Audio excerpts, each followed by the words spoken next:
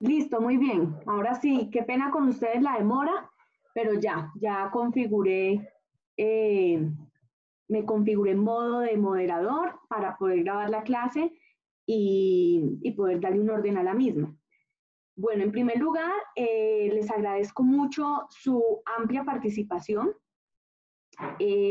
Nos tocó este cambio tan abrupto, pero pues afortunadamente la universidad cuenta con un soporte técnico eh, que incluye primero pues el contar con las aulas virtuales, ¿m? Con las aulas virtuales de cada asignatura, lo que nos va a permitir por ahí poder desarrollar nuestras actividades de aprendizaje parciales, si es el caso, porque pues no sabemos si se vaya a extender la cuarentena, consultar material bibliográfico y demás. Y segundo, pues el contar con esta herramienta tan importante de comunicación como es Zoom, la cual nos permitirá llevar a cabo las clases online. Mm, Les quería comentar que pues la instrucción ha sido que se dan las clases una hora, ¿m? Y la otra hora va a ser de trabajo independiente. Además, porque entiendo que esta es una herramienta que solo dura de 40 a 60 minutos. Entonces, vamos a hacer nuestra clase hasta las 12 del día y ya les comentaré cuál es el trabajo independiente que vamos a realizar una vez finalice la clase. Antes de eso, vamos a hablar un poco de qué está pasando en el contexto nacional e internacional y quisiera escucharlos frente a qué noticias han traído para la clase de hoy. Entonces, no sé quién quiera comenzar. Eh, Buenos días. Hola Jessica, ¿cómo estás? Bien. Perdóname un momento, te interrumpo. Una precisión. No voy a poner mi cámara porque la recomendación de la universidad ha sido que no habilitemos las cámaras y ese es el favor que les pido a todos para que tengamos una para que fluya muy bien la conectividad en la clase. Entonces, ya diciendo esto, escuchamos a Jessica. Pues lo que he leído de las noticias a nivel internacional es que Estados Unidos está demandando a Venezuela por, eh, por narcotráfico y pero uno de los aliados más importantes en cuanto a Venezuela es Rusia. Pero esta mañana Rusia dijo que su empresa petrolera la iba a poner en venta. O sea, como que quiere salirse de Venezuela. Esto dejaría mucho más fácil que Estados Unidos pueda entrar a Venezuela y pueda hacer una captura de Nicolás Maduro. ¿Tienes ahí la noticia, Jessica? Sí. Leámosla, por favor, para tener más detalles. No sabía eso, por ejemplo. Esa es una noticia de hace muy pocas horas. Ujú.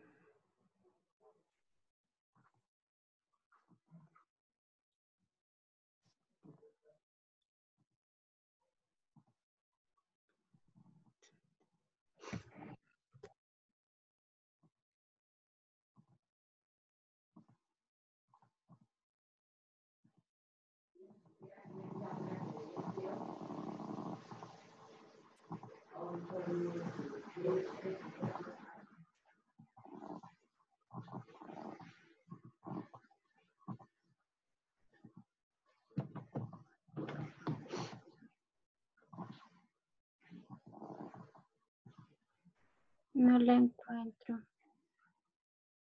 Mm.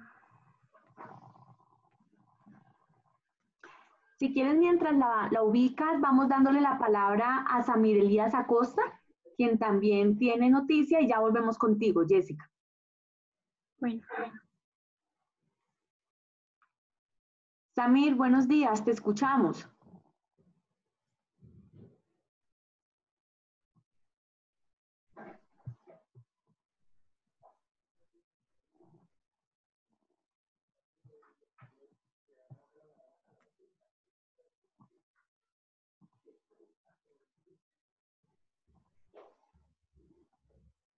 Tienen apagados los micrófonos, entonces por eso no se escucha. No, pero no importa porque así ellos tengan apagados los micrófonos. Tú, por ejemplo, lo debes tener apagado, pero no me escuchas.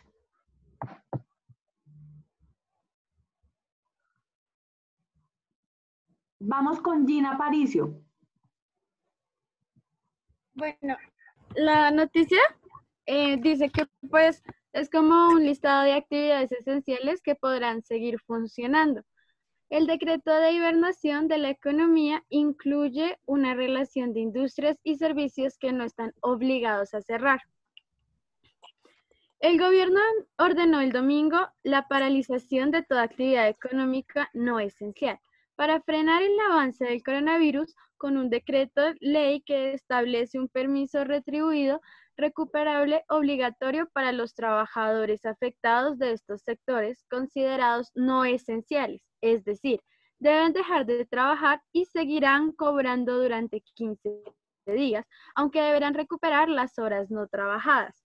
El decreto publicado en el BOE en la madrugada del domingo al lunes incluye una larga lista de excepciones y esta obligación de cierre son estas.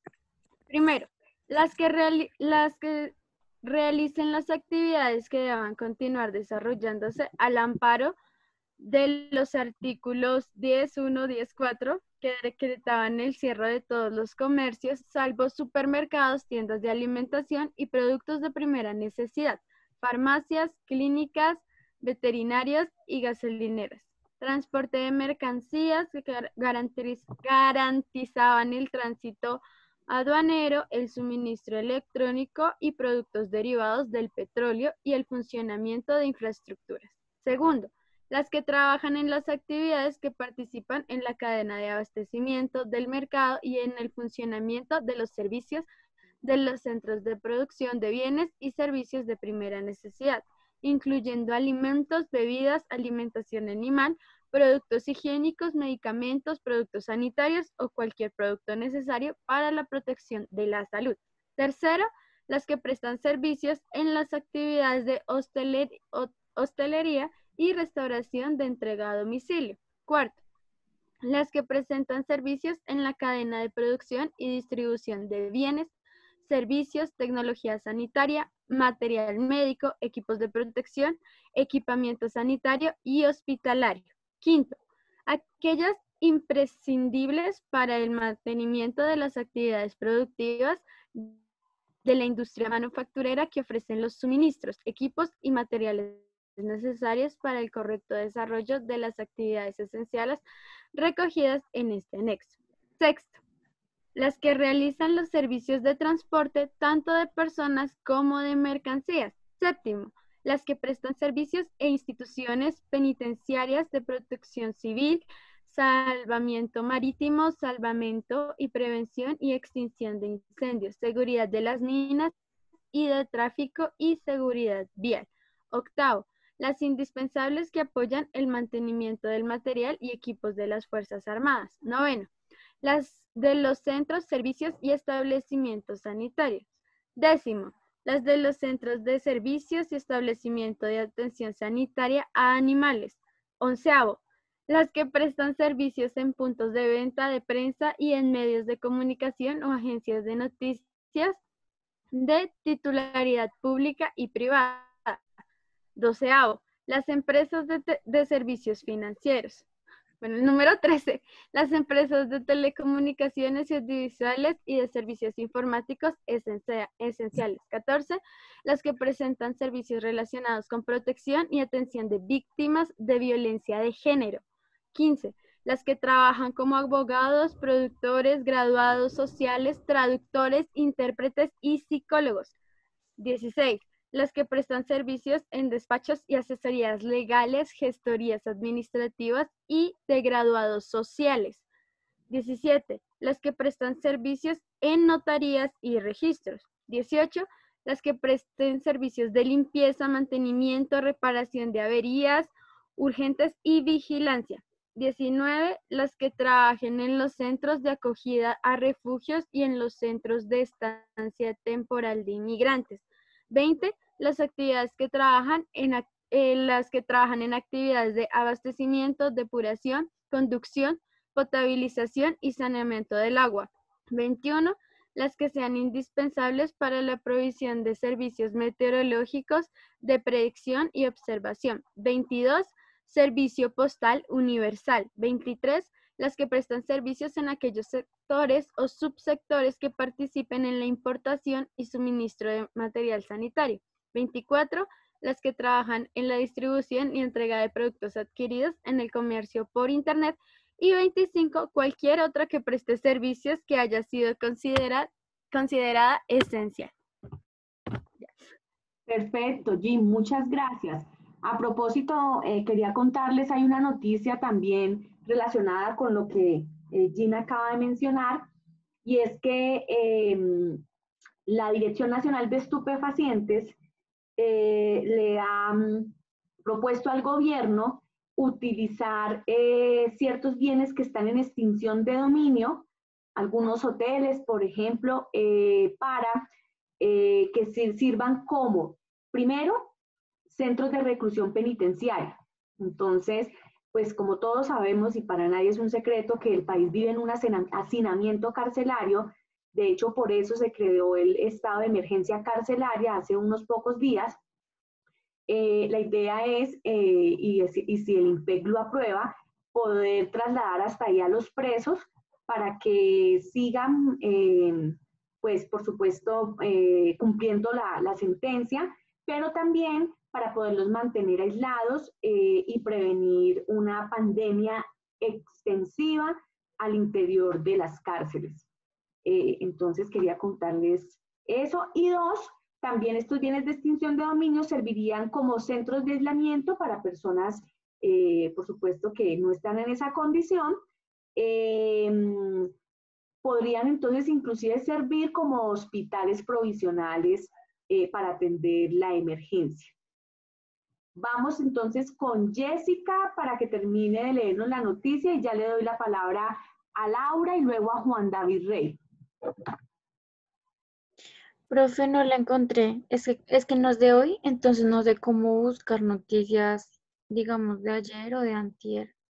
Ah, bueno, no, te toca tal vez con el titular o colócale Rusia, empresa petrolera Venezuela, algo así, palabras claves en Google y a ver si logras ubicarlo. Bueno, y si no, pues tranquila. Bueno, pero si lo lográramos ubicar porque me parece de suma importancia geopolítica esa noticia. Vamos con Laura Novas, quien me había pedido el uso de la palabra. La noticia que dijo Jessica la encontré por internet. Ah, bueno, léela para complementar. Gracias. Se llama Estados Unidos acusa a Nicolás Maduro de narcotráfico y ofrece una recompensa de 15 millones por su captura. Ah, esa es otra. O sea, bueno, pero no importa. Esa noticia está muy bien también. Vinculadas, sí. Empieza, el fiscal general de Estados Unidos, William Barr, anuncia este jueves la presentación de cargos criminales por narcotráfico contra el presidente de Venezuela, Nicolás Maduro.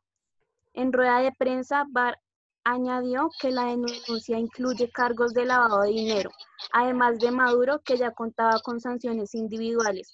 Barr también anunció cargos contra otras autoridades venezolanas. La medida supone profundizar la presión de Washington para forzar la salida del poder de Maduro, al que califica como gobernante ilegítimo y dictador, y al que ahora considera también como líder de un cartel de drogas en colaboración con la exguerrilla colombiana de las Fuerzas Armadas Revolucionarias de Colombia. Maduro negó los cargos presentados por el Departamento de Justicia de Estados Unidos, que describió como un conjunto de acusaciones falsas y acusó al gobierno de Donald Trump de comportarse como Kowalski racista del siglo XIX al ofrecer una recompensa por su captura. El gobierno de Donald Trump vuelve a arremeter contra el pueblo de Venezuela y sus instituciones democráticas utilizando una nueva modalidad de golpe de Estado sobre la base de acusaciones miserables vulgares e infundadas que intentan minimizar el alto reconocimiento que posee Venezuela en la lucha contra el narcotráfico, denuncia Arreaza. Según reporta la agencia Reuters, el ministro de Industria de Venezuela, Tarek Zaidan El Aizami, también fue acusado este jueves de evadir las sanciones impuestas en febrero de 2017 al contratar empresas estadounidenses para reservar vuelos privados y de violar la ley de designación de cabecillas extranjeros del narcotráfico.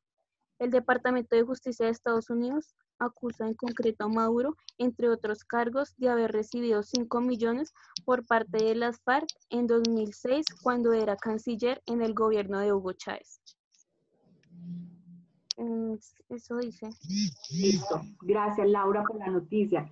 Pues eso tiene varias lecturas, ¿no?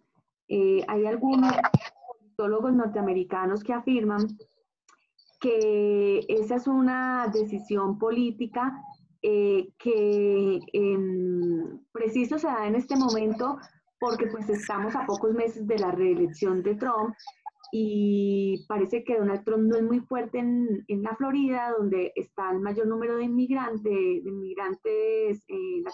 latinoamericanos, pues, y con esta decisión pues puede repuntar políticamente en ese estado.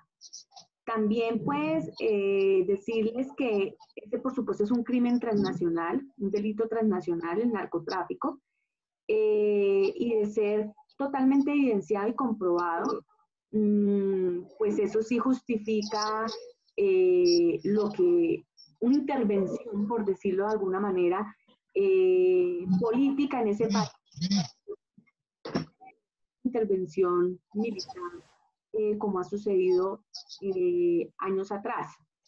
Entonces, pues esa es como la lectura que le han venido dando analistas políticos frente a la decisión de Trump y además también en su momento, porque ya no es así, pues Trump también fue consciente de que el privilegiar la economía sobre las vidas humanas con el manejo de la pandemia le costó políticamente su legitimidad como mandatario y también puede ser una forma, aunque no, pues una de las razones, pero no es la razón principal, claro está, de tratar de volver a ganar credibilidad en el pueblo norteamericano. Vamos entonces ahora con Julián David Rey. Sí, señora. Bueno, la siguiente noticia la saqué de la aplicación. Esta aplicación es de nuestro continente, de Latinoamérica, y fue publicada hace aproximadamente una hora. La pregunta relevante es: ¿por qué Ecuador ha sido tan golpeado por el coronavirus? Entonces dice lo siguiente: Ecuador se convirtió rápidamente en el segundo país de Latinoamérica, después de Brasil, en registrar las cifras más altas de contaminación y fallecidos por la COVID-19. Pero si se toma en cuenta su pequeña población, 17 millones de habitantes, en comparación a la del gigante sudamericano, se podría considerar el primero per cápita, por lo que se han desatado todas las alarmas. El país que confirmó el primer caso el 29 de febrero ahora se encuentra en la fase 3 de contagio comunitario con transmisión sostenida y amplia, según señaló el médico Marcelo Aguilar, epidemiólogo de la Universidad Central. Hasta la mañana de este domingo, las cifras oficiales registran 1.890 casos confirmados, 57 personas fallecidas y 2.835 casos sospechosos. El mayor número de contaminados, 1.133, fluctúan en edades de 20 a 49 años. Y la edad de los fallecidos, a diferencia de lo sucedido en otras partes del mundo, es de edades tempranas según los reportes médicos. Para el especialista en salud pública Esteban Ortiz, el incremento de los casos, entre otras cosas, obedece a la pobre vigilancia epidemiológica que se estableció en el país durante las primeras semanas del brote internacional. La mayoría de casos son importados. Se nos metieron un montón de pacientes por los aeropuertos. A la gente solo se le tomaba la temperatura y se iban para la casa, cuando debía establecerse un centro epidemiológico informativo y vigilado por la autoridad sanitaria, señaló El Tiempo. Guayas, provincia costera, y su capital, Guayaquil, es el epicentro de la enfermedad y la región que más preocupa, con 1.376 casos, el 72,8% del registro total. 33 de los 57 fallecidos corresponden a esta división territorial. Desde ahí se han difundido cuadros estremecedores por la falta de retiro de cadáveres de los domicilios, en algunos casos abandonados por sus familiares por miedo al contagio. El clamor ciudadano por falta de atención también es evidente en un sistema de salud que parece llegar a sus límites. El doctor Ortiz indica como hipótesis que lo que pasa en Guayaquil obedece a que gran cantidad de personas que llegaron a final del año pasado y principios del 2020 de Europa, particularmente de España, donde residen gran cantidad de emigrantes y estudiantes, por diferencias culturales con la sierra, los Andes, su sociabilidad los llevó a la fiesta de bienvenida, que fue poco de contaminación. Además, la pobreza es muy marcada en esta provincia, por lo que las personas no acatan las disposiciones sanitarias y porque es muy difícil que quienes viven en una pequeña casa de caña puedan permanecer en su interior a 40 grados centígrados. En las últimas horas, las autoridades de Guayaquil establecieron una fosa común para sepultar a los fallecidos, entre los que también se encuentran casos de deceso por otras causas. Dentro de los protocolos sanitarios están prohibidas las velaciones y los cadáveres de personas con coronavirus deben ser cremados o enterrados bajo tierra. Por eso hay muchas voces que cuestionan las cifras oficiales que estarían subestimadas. Ortiz considera que eso ha sucedido en todo el mundo y señaló un reporte internacional en el que se indica que el 86% de los casos podrían estar sin diagnóstico. No existe un ocultamiento de información por parte del gobierno ecuatoriano, lo que sí hay imposibilidad de diagnosticar los casos que puedan llevar a un registro involuntario, señaló al vaticinar que la medida de quédate en casa comenzará a dar resultados en los próximos días.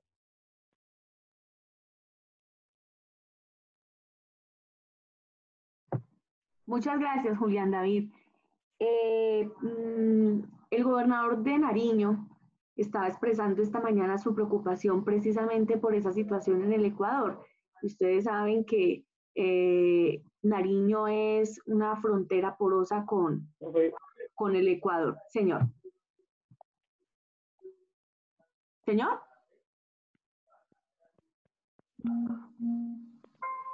Bueno, muy bien. Entonces, bueno, hay una preocupación en Colombia y particularmente en el sur del país por ese incremento de infectados con coronavirus en Ecuador.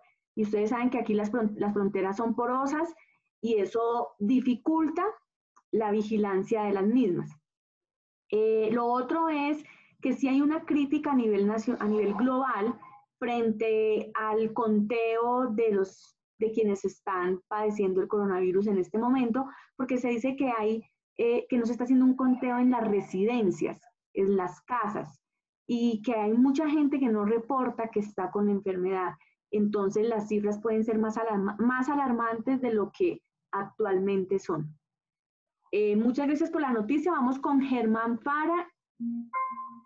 Germán Fara. Buenos días. Buenos días. Mi noticia es la siguiente, la tomé del Tiempo, y el petróleo cae a su nivel más bajo en 18 años.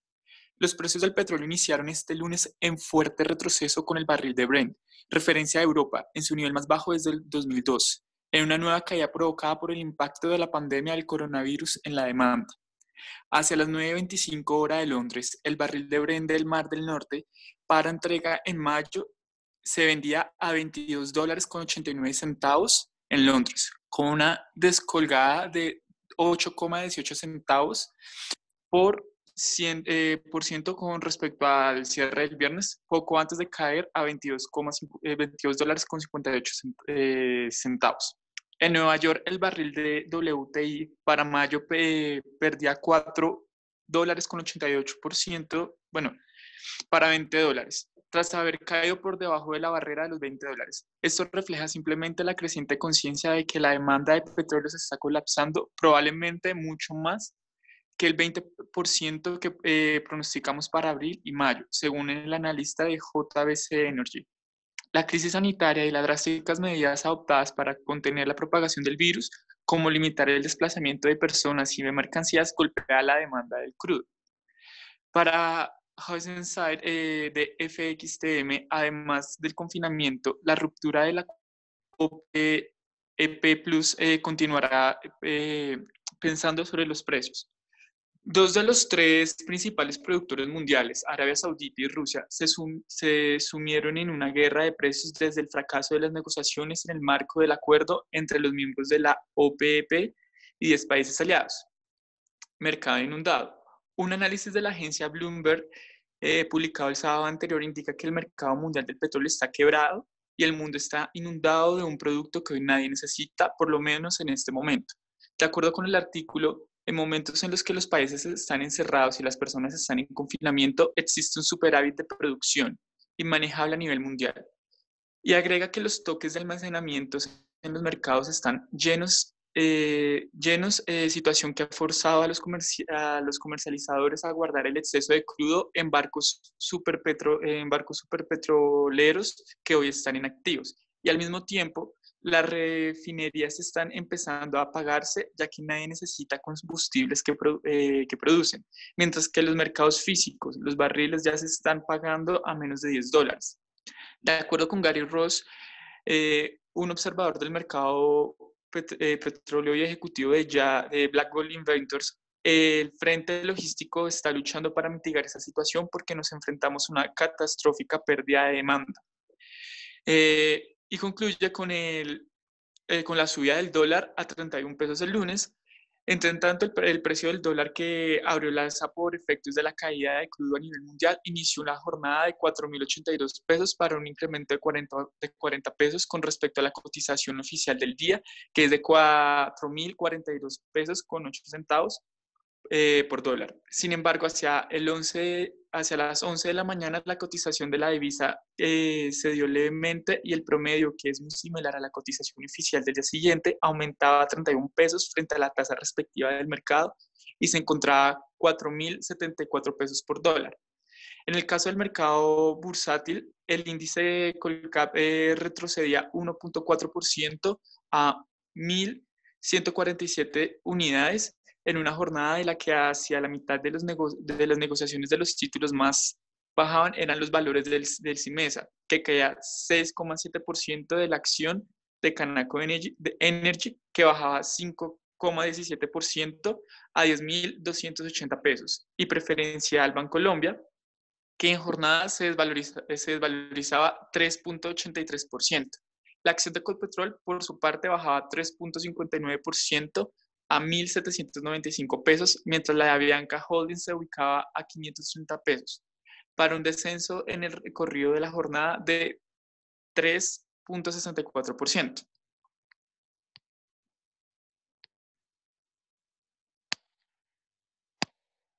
Ya, esa es la noticia. Perfecto, Germán, muchas gracias.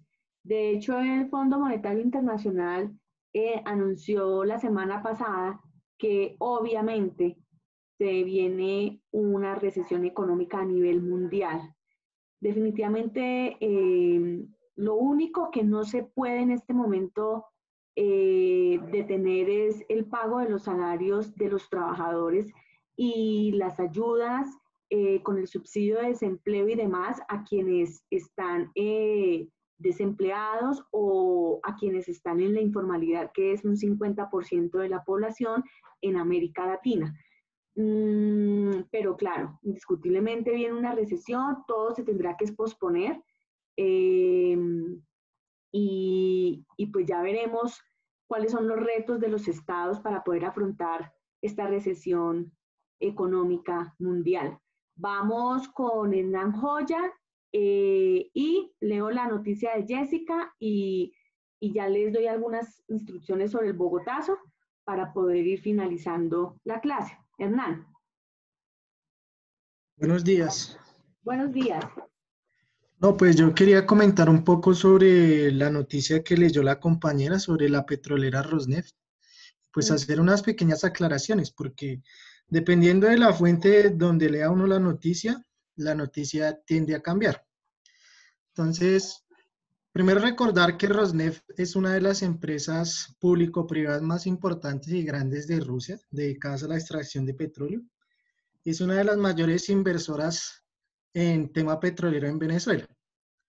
¿Qué pasa? Algunos medios están presentando la noticia como si Rusia estuviera dando la espalda a Venezuela, cuando en realidad lo que está haciendo es comprar las acciones de la petrolera Rosneft, el gobierno ruso. Es decir, el gobierno ruso pasó directamente a manejar esas empresas, ¿sí? Es el dueño de las acciones de esa compañía petrolera y va a empezar a administrarlo, y en lo que es una muestra clara de que lejos de darle la espalda a Venezuela, lo que está haciendo es como meterse más en la situación geopolítica en razón del petróleo y de las estrategias políticas que tiene ahí.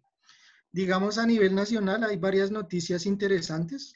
La primera es que se incrementaron los casos de violencia de género, sobre todo en las ciudades capitales. En Bogotá es alarmante el disparo que ha tenido la violencia contra la mujer. Lo segundo es que la Sierra Nevada lleva más de 4 días incendiándose, además de otras como la Serranía de la Macarena.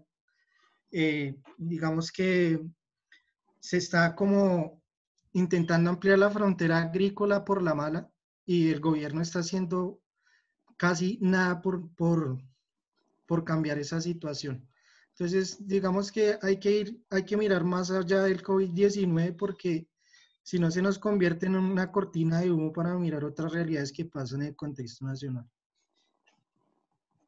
Bueno, muchas gracias, Hernán. ¿Y por qué será lo de bueno, lo de Santa Marta no sabía tampoco que estaban en esa tragedia ambiental preocupante? Y, y el tema de la violencia contra la mujer, entonces es que, ¿cómo así? ¿Qué está pasando? Esta cuarentena no se está llevando con los códigos de convivencia que debería ser.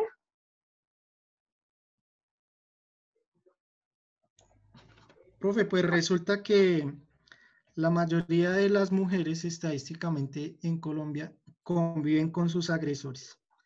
Digamos que eso es, digamos, las estadísticas demuestran, y es que los mayores agresores contra las mujeres son sus propias parejas, ¿sí? Es sin contar otras muestras de violencia intrafamiliar que no entran, digamos, en las estadísticas de las noticias, sino el encabezado principal se centra en la violencia hacia la mujer. Entonces, al estar aislados, las mujeres están en constante exposición con sus agresores. Y eso se ha demostrado a través de las llamadas que se hacen a los sitios de emergencias.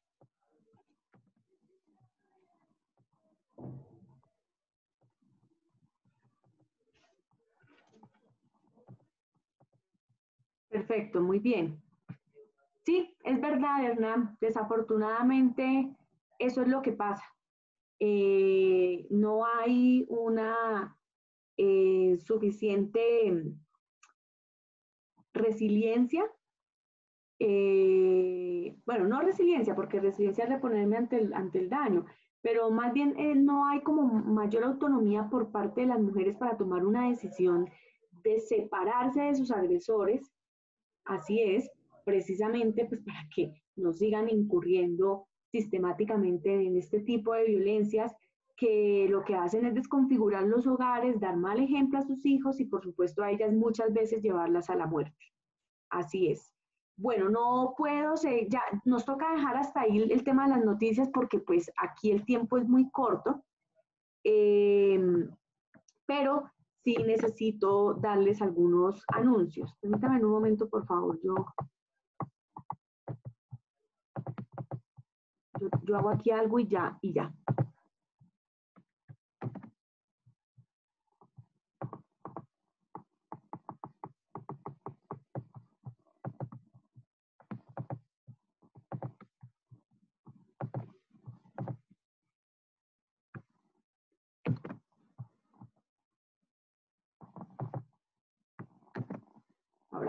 Muy bien. Bueno, el tema del día de hoy, ya estamos adentrándonos en el contexto nacional y de hecho hicimos un ejercicio hace que 15 días más o menos sobre lo que nos identificaba como colombianos. Bueno, yo ya me quedo con lo que quedó escrito en sus talleres y ahí pues estará la nota o los puntos más bien de esa actividad. Prosiguiendo en esta misma línea, ahora vamos a hablar sobre el Bogotazo. Como todos ustedes saben, el Bogotazo pues ocurrió el 9 de abril de 1948. Es la muerte abrupta y violenta de Jorge Eliezer Gaitán. ¿Y quién era Jorge Eliezer Gaitán? Jorge Eliezer Gaitán fue un personaje de la vida pública que desempeñó muchos cargos políticos en su trayectoria. Fue diputado de la Asamblea de Cundinamarca, luego fue representante a la Cámara y presidente de la misma. También fue el presidente de la Dirección Nacional Liberal. Recuerden que él era afiliado al Partido Liberal y de ideas liberales más de izquierda. Fue rector de la Universidad Libre. Fundó la Unión Nacional de Izquierda Revolucionaria, UNIR, y por muy pocos meses alcalde de Bogotá, 8 meses exactamente. Cuando fue alcalde de Bogotá, pues introdujo algunos cambios que se notaron. Entonces, entre esos, pues se preocupó mucho por el tema de la vivienda de interés social, varias obras públicas y algunas medidas, sobre todo para los sectores informales de la ciudad. Pero bueno, finalmente no pudo seguir en el cargo. Desafortunadamente hubo una revocatoria y pues duró tan solo 8 meses como alcalde. Cuando fue representante a la Cámara, hizo una denuncia muy grave el 3 de septiembre de 1929, en donde denunció la masacre en Las Bananeras. Ahí presentó una serie pues, de documentos, de testimonios que recogían pues, evidencias de ese sangriento capítulo de la historia colombiana, donde pues, dejó entrever que había una participación clara del ejército colombiano y la empresa estadounidense para esta masacre. Eso pues fue uno de los hechos a resaltar. Como todos ustedes saben, pues el 9 de abril es el asesinato de este líder que provoca pues un levantamiento social que se expresó mediante rebeldía, pillaje, vandalismo, sublevación, hubo incendios, destrucción, muerte, bueno, en fin, toda esa violencia directa que uno puede ver en los documentales. Y pues realmente en el fondo, más que la muerte de Gaitán, que pues fue lo que asusó toda esa revuelta, lo que había de fondo era una cantidad de causas de tipo económico y social que llevaron a estas revueltas. Entonces, pues por eso este es un evento tan histórico para Colombia, porque hay una revuelta popular causada por esa violencia estructural, como la llama Galtung, y la violencia estructural no es otra cosa que las desacertadas decisiones políticas y económicas que se toman en un país, generando una amplia brecha de desigualdad, que si uno no la corrige como gobernante a tiempo, pues eso termina indiscutiblemente en violencia directa, con asesinatos y demás. Entonces, este es un evento histórico muy importante que yo he querido recrear mediante la revisión de un documental que está en sus aulas virtuales. Entiendo que todos tienen el aula virtual de la asignatura. El aula virtual de la asignatura se llama Contexto nacional y global. Contexto nacional y global, grupo 74A. Y ahí está mi nombre, Diana María Angulo Cardona. Entonces, deben entrar a su aula, por favor, y revisar un documental que hicieron actores colombianos en el marco de un proyecto cinematográfico que se llamó Revivamos Nuestra Historia. Entonces, les pido el favor de que ingresen al enlace, ahí está debidamente publicada en el aula virtual, la actividad en la semana 8. Hay unas preguntas que se deben responder con respecto al documental y el plazo de entrega es hoy. Hay que aprovechar esta hora que nos queda de clase. Recuerden que vamos hasta la 1, entonces pues ya yo me tendría que desconectar ahorita porque entiendo que estas salas las están utilizando cada hora para no colapsar también la plataforma. Les pediría el favor de que respondan las preguntas y entreguen por ahí el taller. Yo lo tengo habilitado hasta la medianoche, pero la idea es que tratemos de aprovechar la hora que nos hace falta. Bueno, eso es todo. No sé si alguien tenga alguna pregunta al respecto.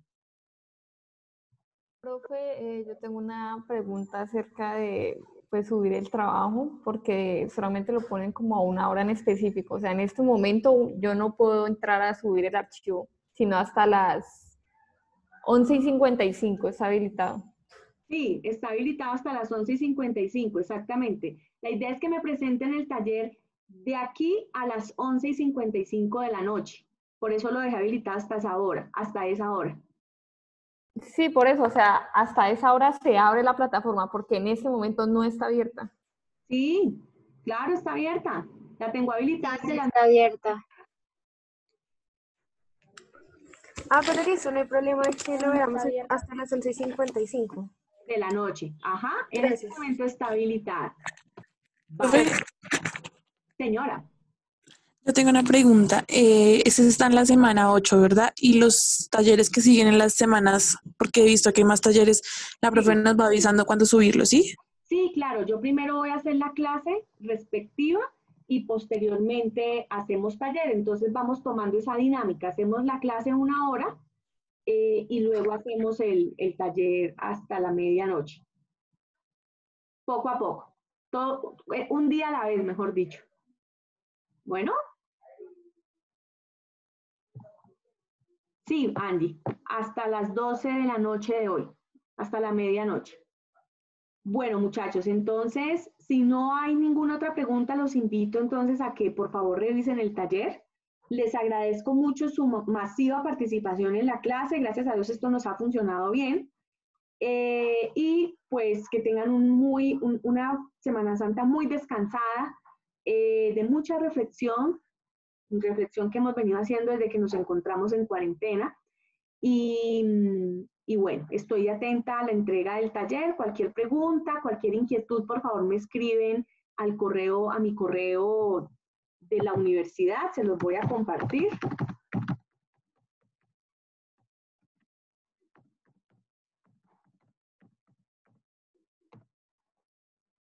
Ese es diana.angulo@ugc.edu.co. Nos vemos entonces en 15 días, si Dios quiere. Un abrazo para todos y nuevamente muchas gracias por su participación. Gracias, profe. Gracias, profe. Hasta luego. Hasta luego.